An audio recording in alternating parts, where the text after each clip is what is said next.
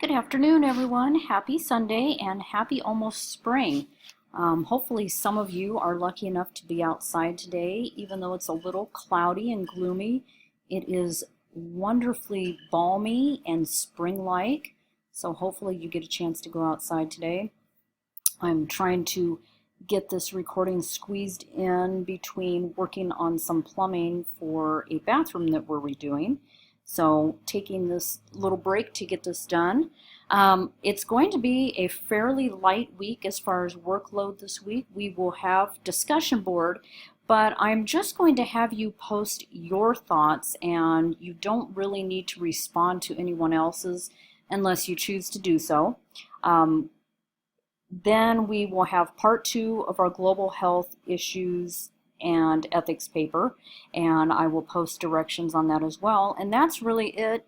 And then, of course, next week is spring break, where you get to take a little bit of a rest, I hope, and kind of rejuvenate, get ready for the last 6 weeks of class, which I promise, other than the continued work on the global health issues and ethics paper, will be really light.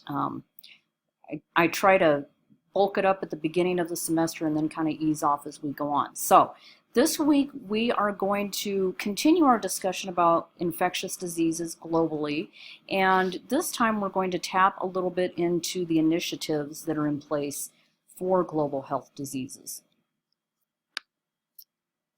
So HIV/AIDS, tuberculosis, and malaria are the 3 diseases that are causing the most deaths globally.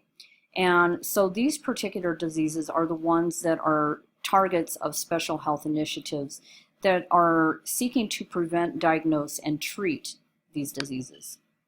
So HIV/AIDS is a viral infection spread by bodily fluids, blood, semen, vaginal fluid, and breast milk, but not saliva. That is important to note because there's still a lot of misconception out there that you can spread HIV/AIDS by kissing, which you cannot. It is only through blood, semen, vaginal fluid, and breast milk. It is responsible for over 2 million adult deaths and 200,000 child deaths annually worldwide.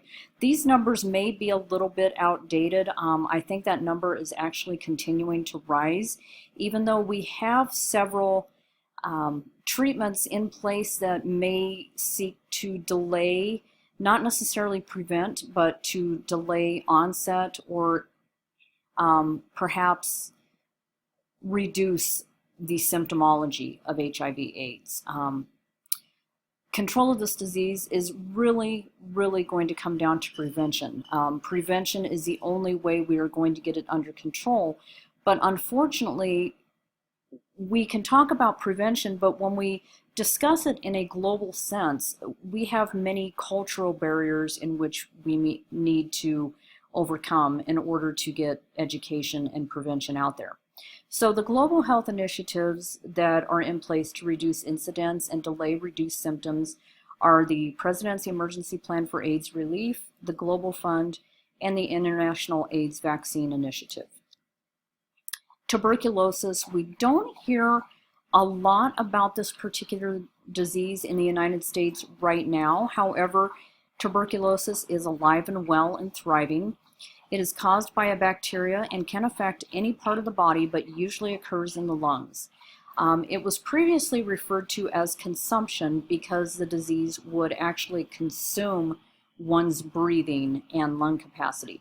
So if you've ever seen Tombstone or followed that little bit of history, Doc Holliday actually had tuberculosis. It was thought in the day that a warmer, drier climate would improve or actually cure tuberculosis. We know that's not true. It may have reduced the symptomology. Not everyone affected with tuberculosis bacteria will become sick. There is a latent infection and then an active infection. The disease can be treated by taking several drugs for a 6 to 9 month period, and there are currently 10 drugs approved by the FDA for treating tuberculosis. Of the approved drugs, the first-line anti-tuberculosis agents that form the core of treatment regimens include the ones listed below. I am not even going to give pronunciation of those a stab. I don't want to butcher that. Community members, clinicians, and public health workers play a huge and vital role in diagnosing, treating, and supporting those with tuberculosis. And then, of course, it is a global effort with the Stop TB Partnership and the World Health Organization. Now, those of you in the healthcare field, I'm sure that you've had to have a TB test. I know I had to, very easy to do, unless you've traveled to countries where tuberculosis is common and widespread. We are usually pretty, I don't want to say immune to it, but pretty protected from it in the United States. So it's really when we cross borders that risk increases. Then, of course, malaria. And we know that malaria is a vector-borne illness caused by mosquitoes. People with malaria will often experience fever, chills, and a flu-like illness. And if it is not treated, they may develop complications and die. In 2015, there were an estimated 214 million cases of malaria worldwide, and about 438,000 people died. These are unfortunately mostly children. They just don't have the immune systems needed to fight off this parasitic disease.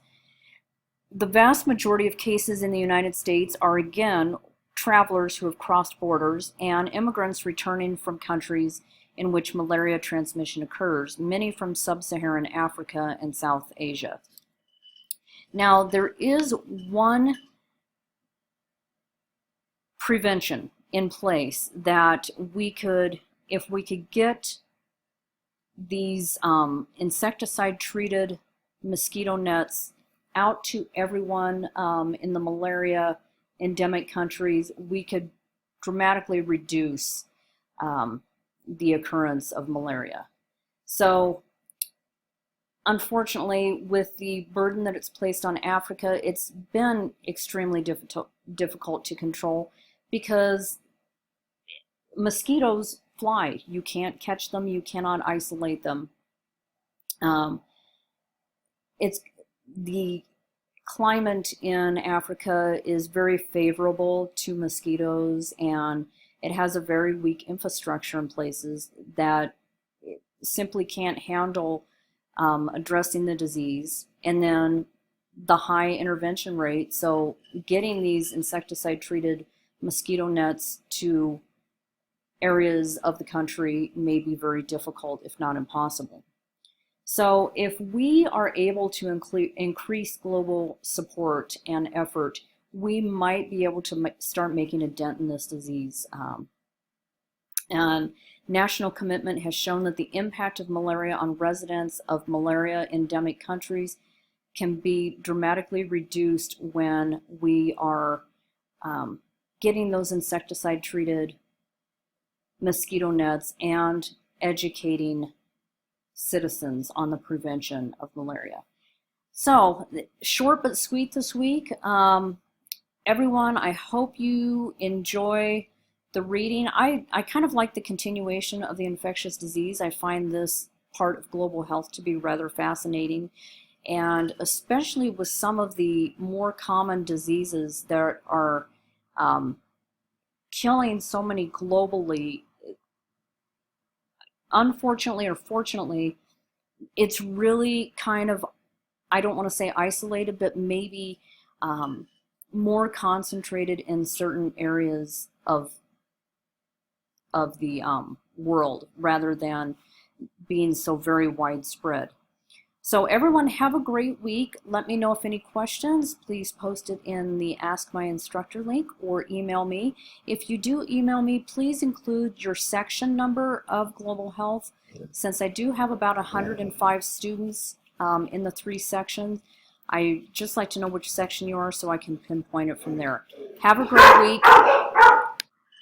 And happy spring, everyone. And I will talk to you in a couple of weeks. Thanks.